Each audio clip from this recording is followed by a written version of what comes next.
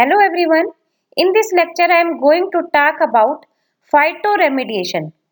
To understand that term, we must understand what is pollution.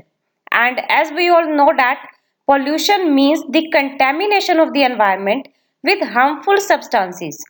And there are several methods which are used for the removal of these substances from the environment, like thermal treatment, acid leaching, excavation, and all that.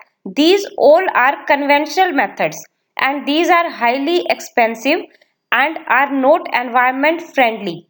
So there is need to develop more and more methods or new techniques which can remove the contaminants from the environment effectively.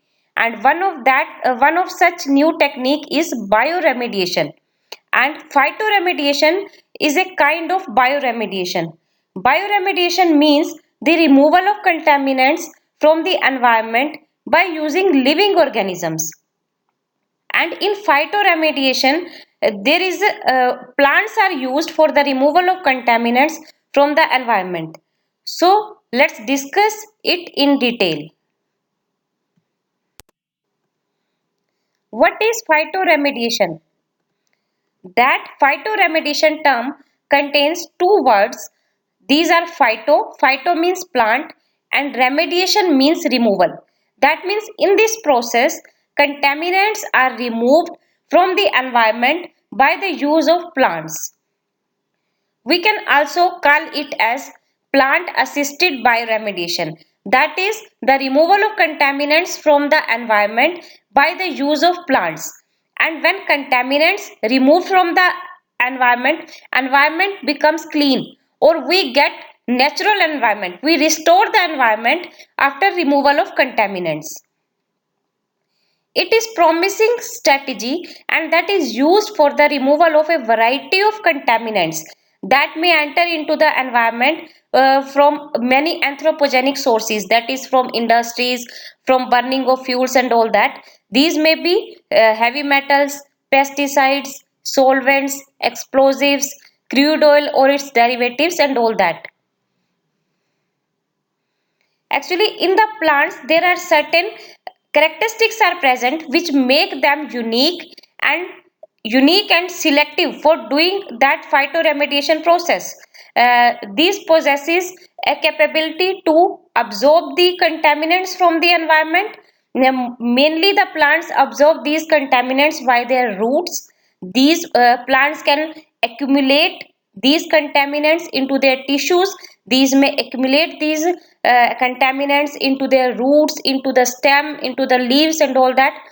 These have a capability to release enzymes into the environment by their roots, and these enzymes may transform the toxic contaminants into simpler substances.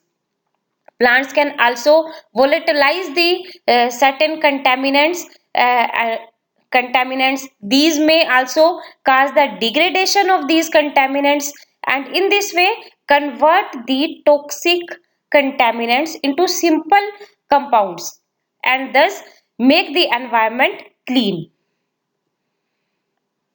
And there are several factors on which that phytoremediation process depends. That means the types of plants which are used for carrying out phytoremediation. That means the plant, suppose I am taking an example. Suppose there is a plant who's having which is having very dense roots. So these dense roots which will increase its capability to absorb more and more contaminants from the environment or from the soil, from the water and all that. So phytoremediation efficiency that depends upon types of plants used. Similarly, more the number of plants, more will be the phytoremediation extent. Type of chemical, because that also depends ki which plant will absorb which kind of chemical. Amount of harmful chemicals present, more the amount of harmful chemicals present, that may exert toxic effects on the plant also, and the plant can also die. So that also depends upon the concentration of harmful chemicals present in the environment.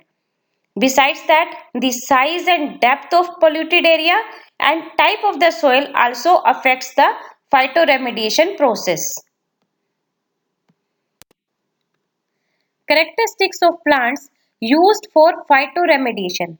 So let's talk about certain characteristics which must be present in the plants so that they can effectively remove the contaminants from the environment. First one is that plants must possesses an ability to absorb or extract the contaminants from the environment, accumulate that contaminant into their tissues or degrade the contaminants of concern. Plants must be adapted to local climate because if they are not adapted to the climate, then climate may adversely affect the plants, and that will affect the growth of the plant and also their capability to remove the contaminants from the environment. Plants should possesses high biomass. That means they must have very dense roots or must have more and more more and more leaves, so that we will later on discuss there are several mechanisms by which phytoremediation takes place. That roots may be involved in it, leaves may be involved in it. So plants must possesses high biomass. Dense plants must possesses dense and deeply penetrated root structure so that it can effectively absorb the contaminants which are present deep into the soil or in the groundwater. Plants must be compatible with the soils. Plants must possesses high growth rate so that when they grow they absorb more and more water from the soil, and along with water they can also absorb the contaminants from the soil. Ease of planting and maintenance. It should be easy to plant and maintain such type of plants.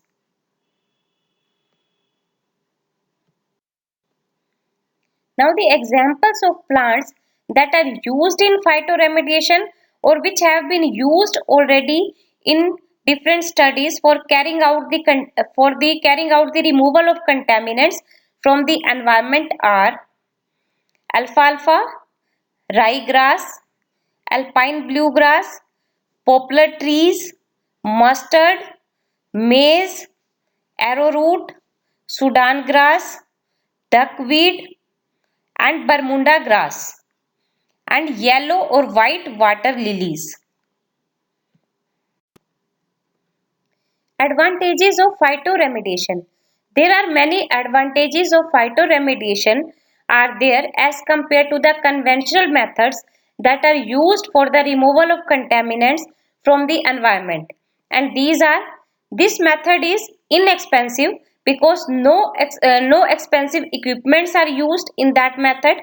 This method is effective in the removal of various kinds of pollutants or contaminants from the environment, and this method can be applied at the original site where contamination has occurred, as well as this can be applied ex situ. That means the contaminated soil or water can be transferred from one region to another region, and here that process can be carried out by planting the trees. Monitoring of phytoremediation is also a very easy process. And when plants accumulate heavy metals into their tissues, then these metals can be easily extracted from the plant tissues, and this is termed as phytomining. This method is environment friendly because in that method plants are used and plants preserves the environment in a more natural state. This method is suited to remediate large areas of soil also. This method involves no noisy and expensive equipments. And phytoremediation sites are consisted of more and more trees, grasses, so are visually more attractive.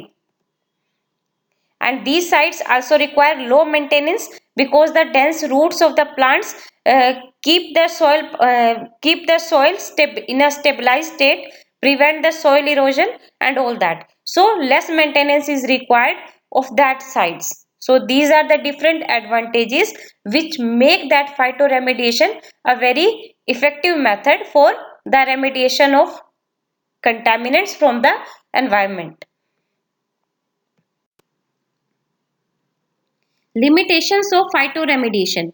There are certain limitations of phytoremediation are also there, and these are: phytoremediation is limited to the area up to which the roots of the plants are there, because if contaminants are present more away from the roots or at more depth, then the plant roots can't absorb these contaminants, and thus phytoremediation cannot occur.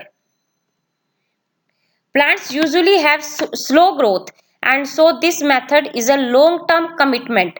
Plants usually take many years to clean up the site, and thus this method is slower than the conventional methods. And it has been also found that this method do not completely remove the contaminants from the environment, and there are chances that some of the contaminants may leach down up to the groundwater.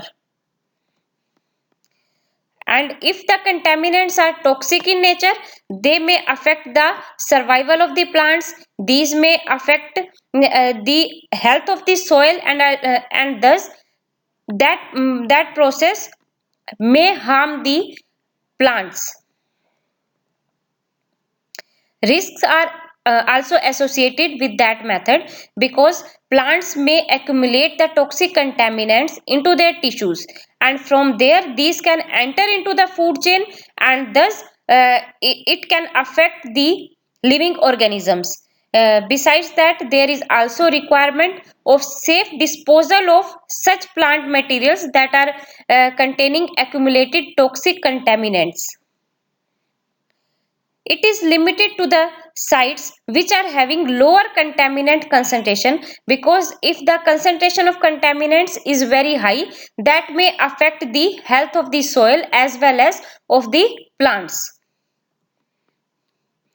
And when the plants which have accumulated the contaminants, when such plant material are burned, then it may cause air pollution, and thus it can pollute the environment. So these are the various limitations of phytoremediation.